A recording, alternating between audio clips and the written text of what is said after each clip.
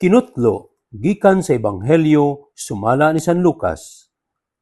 Usa ka adlaw ni ana, nagtindog si Jesus sa daplin sa lanaw sa Nazareth, samtang ang mga tawo nagpunsiso kaniya aron pagpamati sa pulong sa Dios. Didto sa daplin sa lanaw, nakita niya ang duha ka sakayan nga gibiyaan sa mga mangingisda, kay nang waswas man sila sa ilang mga pukot. Misakay si Jesus sa usa nining sakayan nga iya ni Simon o gihangyo niya si Simon sa pagtulod nini og yutay ngadto sa tubig.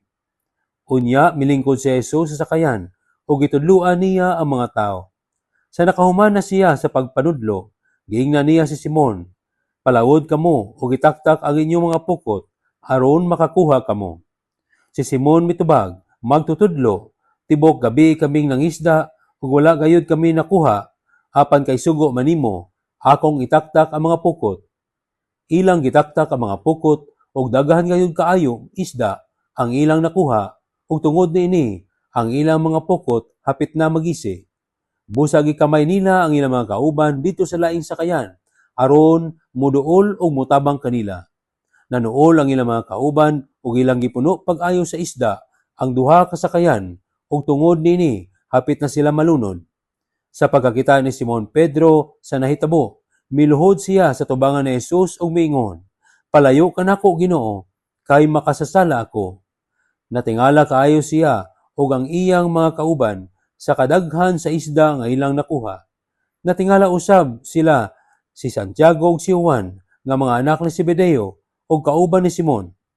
Unya miingon si Jesus kang Simon, "Ayaw kahadlok, sukad karon managat ka na og mga tawo."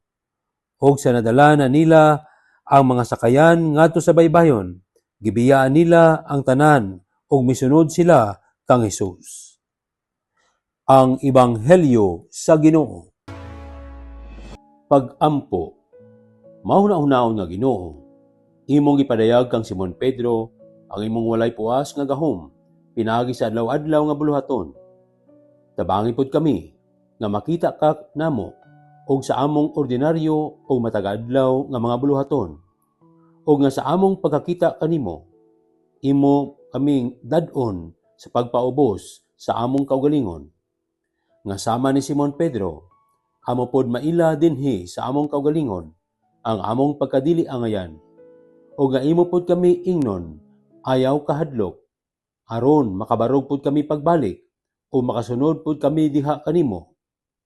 Ginoo, kaluoy kami, imong mga anak.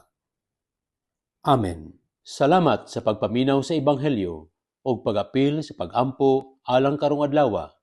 Palihog subscribe, like, share, og follow aron makaabot pod kini sa uban.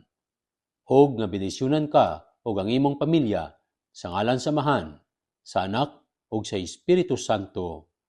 Amen.